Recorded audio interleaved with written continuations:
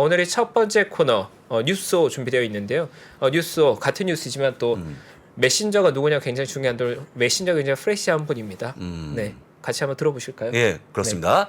이분의 별명이 두 가지가 있는데 대리킴이 있고요. 대세킴이 또 있습니다. 대세킴. 예, 어떻게 대세- 마음에 듭니까? 대세킴은 발음 좀 잘해야 될 것 같은데요. 네. 너무 격하게 대세킴 이런 느낌은 괜찮은데 너무 한국 발음 댐 발음으로 가면 조금 좀 강한 느낌일 수 있을 한 것 번도 같아서. 해본 적이 없는데 네. 갑자기 얘기하니까 그때부터 약간 저는 또, 일단 대리킴을 약간 더 큐트한 대리킴, 느낌으로 가도록 대리킴 하겠습니다. 한번 소개해 보도록 네, 하겠습니다. 예. 대리킴님 청하겠습니다. 네. 반갑습니다. 네, 안녕하십니까. 네, 안녕하십니까. 김영선입니다. 예, 네, 왜 이렇게 대리킴. 오랜만에 나오셨나요? 원래 저번 주에 이제 고정으로 한번 나와보라 하셨는데 네. 또 이게 실례가 아닐까 싶어서 잠깐 또 쉬어갔고요. 네. 다음 주에 또 나오라고 하시면 또 열심히 준비해서 한번 나와보겠습니다. 네. 이제 매일 나오는 걸 목표로 한다는데 맞습니까? 매일? 아, 그렇습니까? 목표가 그런 겁니까? 혹시 아니 여쭤보는 겁니다. 혹시 그런 마음이 있거나 욕심이 있으시면 네, 하시면 됩니다. 저한테 묻지 마시고. 알겠습니다. 예. 야망이 있으시다면 솔직히 말씀하셔도 됩니다. 네. 그 야망 다. 예. 제가 또 야만킴이긴 한데요. 네. 오늘 또 열심히 해보고 네, 또 그렇습니다. 반응을 보면서 네, 또 반을 나오겠습니다. 보시면 좋을 것 같습니다. 네. 알겠습니다. 자, 기사 네. 먼저 확인해 보겠습니다. 예. 네, 먼저 첫 번째 페이지 보시면요. 제가 5가지 이슈를 준비했는데 화면이 지금 예, 나오네요. 네. 첫 번째 보시면 이번 가을에 긍정적으로 볼 수 있는 2가지 지표가 10월과 중간 선거다라는 내용이 있어서 가지고 왔고요. 예. 두 번째로는 뱅크 오브 아메리카에서 설문조사를 했는데 그 내용에 대해서 간략하게 말씀드리고 세 번째는 이 현금 흐름이 풍부한 기업들에 이제 집중을 해야 된다. 그래서 그런 내용이 있어서 정리했고 네 번째로는 넷플릭스. 오늘 또 많은 분들이 넷플릭스를 궁금해하실 것 같아서 좀 정리를 해봤고요. 그다음에 다섯 번째로는 이제 테슬라. 또 실적 발표를 앞두고 있어서 정리를 좀 해봤습니다. 그렇군요. 네. 여기서 가장 중요한 기사는 어떤 겁니까? 몇 번째 기사입니까? 아무래도 테슬라가 아닐까 싶은데요. 테슬라. 네. 좋은 얘기겠죠, 물론. 좋기를 바라는 내용. 간혹 가다가 분위기 모르고 나쁜 기사 갖고 오는 분 계시는데 그렇게 네, 하면 안 됩니다. 약간 긍정적입니다. 예, 좋은 거 네. 한번 같이 보겠습니다. 예. 알겠습니다. 네, 최근 3분기 실적 시즌에 맞춰서 좀 반등을 보이기 시작하지 않았습니까? 네. 그래서 S&P 500이 1월 초부터 이제 10월 최저점까지 마이너스 한 25% 정도 조정을 받은 상태에서 좀 바닥을 점치는 좀 여러 지표가 나오고 네. 있습니다. 그래서 셀인 메이 백인 옥토버 뭐 이런 내용이 좀 나오지 않습니까? 네. 그래서 자주 언급되고 있는데 이런 비슷한 맥락으로 또 할로윈 전략도 최근에 좀 많이 올라오고 있는 상황입니다. 그래서 미국의 투자회사인 오펜하이머에서도 시장의 바닥은 다른 달보다도 10월에 더 많이 발생한다라고 발표하기도 했는데요. 다음 페이지를 보시면 먼저 좌측표를 먼저 보겠습니다. 네. 네, 2차 세계대전 이후에 이 3대 지수가 바닥을 보였던 적들을 카운팅한 표인데요. 이 1946년부터 이 파란색인 다우지수 그리고 그게 이제 8번이 나왔고요. 주황색인 S&P 500이 7번 그리고 1971년 이후에 이 회색인 나스닥이 6번으로 이제 나왔는데 이 모든 지수가 같은 날 바닥을 친 것은 아니지만 확실히 다른 달보다 10월에 바닥이 가장 많이 나왔던 것을 확인하실 수 있습니다. 이렇게 빨간 박스 그러네요. 보시면 그러네요. 확인해 보실 수 있고요. 월가의 역사적 패턴을 또 분석하는 주식 투자자 연감이라고 이제 부르는데 여기에 따르면 이 중간 선거가 있는 해 10월이 이 베어마켓 킬러였다라고 이제 분석하는 자료도 나와 있었습니다. 그래서 우측표도 바로 이어서 보시면요. 1946년부터 이 중간 선거가 끝난 이후에 S&P 500 지수의 흐름을 평균 수익률을 이제 나타낸 수치인데 화살표 방향으로 쭉 따라가 보시면 모두 양으로 이제 끝난 것을 확인하실 수 있는데 또 이렇게 또 확대해 주시네요. 우리 PD님께서. 그렇습니다. 예. 네, 2차 세계대전 이후에 19번의 중간 선거가 치러졌는데 이 선거가 끝난 후에 마이너스 수익률을 기록한 경우가 단 한 번도 없었습니다. 중간 선거가 11월 8일에 있지 않습니까? 네, 그렇죠. 네, 그때 또 우리 또 양으로 끝나는 모습을 또 확인하고 싶은데 또 어떻게 될지는 지켜봐야겠습니다. 네. 지금 또 연준에서 노골적인 금리 정책을 펼치면서 이례적인 해이지 않습니까? 그래서 이번에는 또 명확한 지표가 중간 선거가 될지는 좀 지켜봐야겠습니다. 아니 대리킴 얘기하니까 네. 됐어 합격.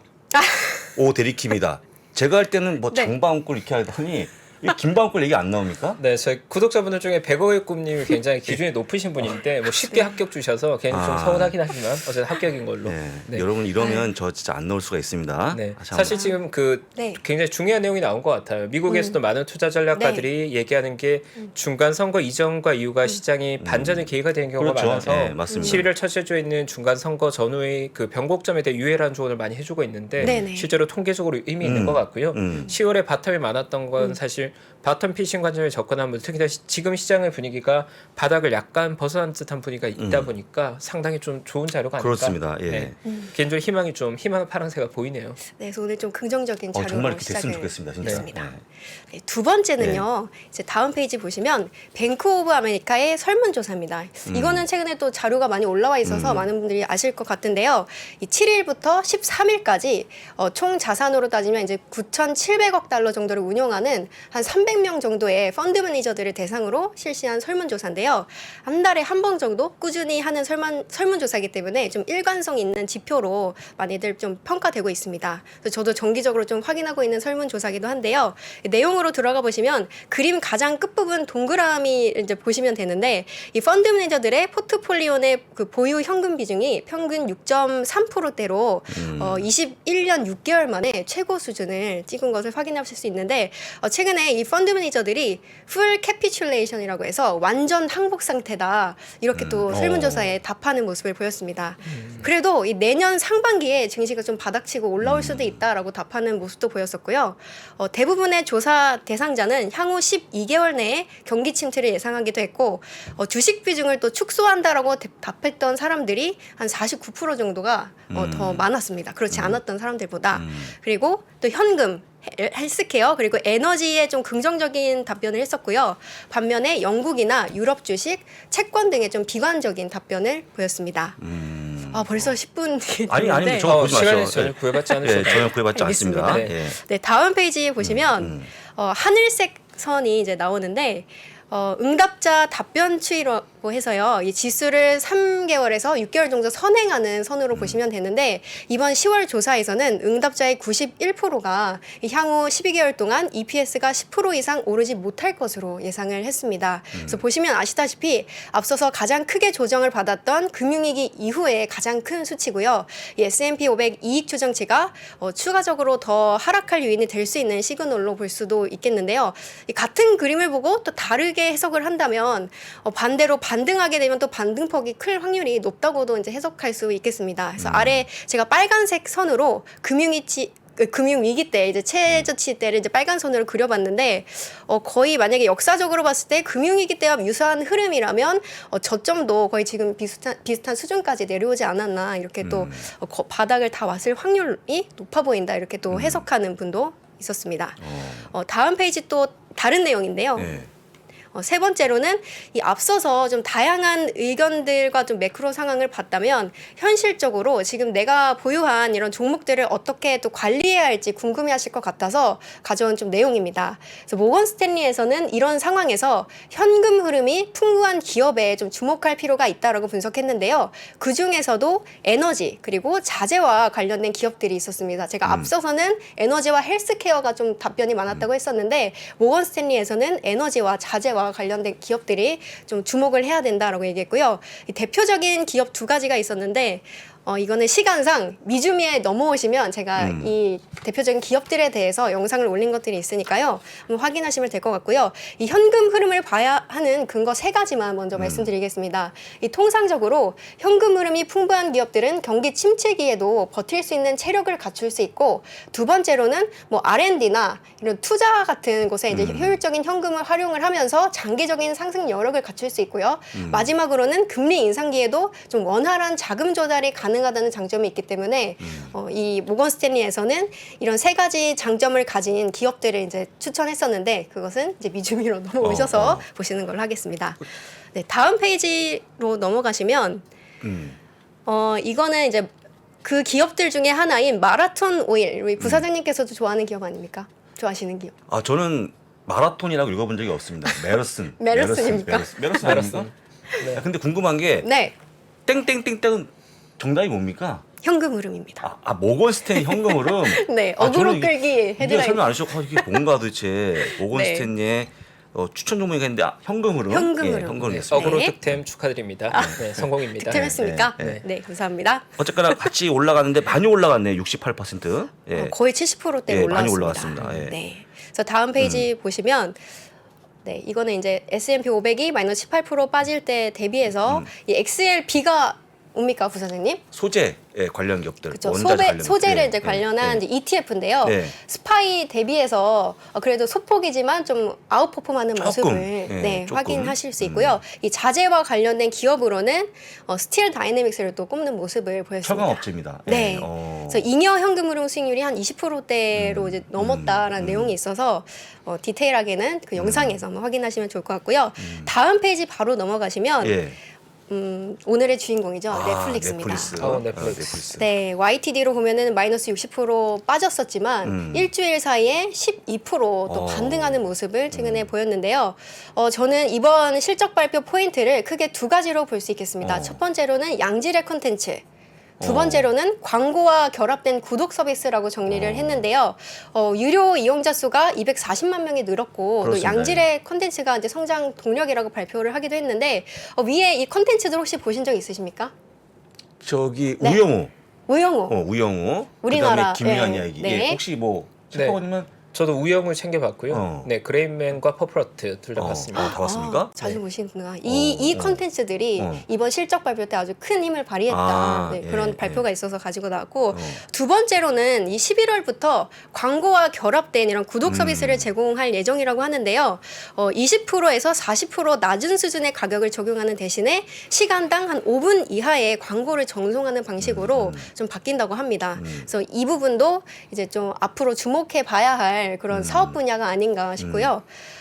그리고 다음 페이지 또 바로 보시면 자꾸 시간을 쫓기게 돼요. 아유, 여유 있습니다. 네. 제가 마지막 조절하겠습니다. 알겠습니다. 제가 개장식 안 하면 됩니다. 그냥 하시면 될 것 같습니다. 하셔야 예. 됩니다. 네.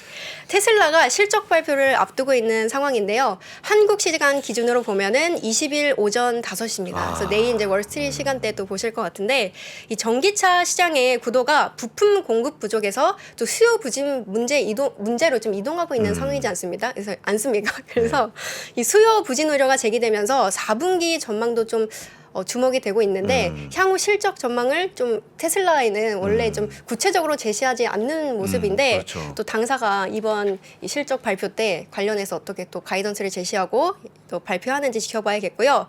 또 하나는 이제 3분기 실적 발표부터 28일 전까지 이 머스크가 수십억 달러의 주식을 매도할 것이라는 이제 사실이 확실시되고 있지 않습니까? 그래서 9월 말부터 10월 19일까지 이 기업 경영진이나 내부자들은 매도를 할 수 없는 지금 상황인데 또 실적 발표할 때까지 주식 매도를 못하면 발표하고 나서 이제 주식 매도를 할 수 있게 되면은 CEO 입장에서는 긍정적인 실적 발표를 하는 게 본인에게 또 좋지 않을까. 그렇죠. 네, 그래서 저는 실적 발표가 좀 좋게 나왔으면 좋겠고 나온다에 이렇게 하면 조심스러운데 나온다에 확신하시는 겁니까? 확신을 하고 싶습니다. 어떻게 보십니까?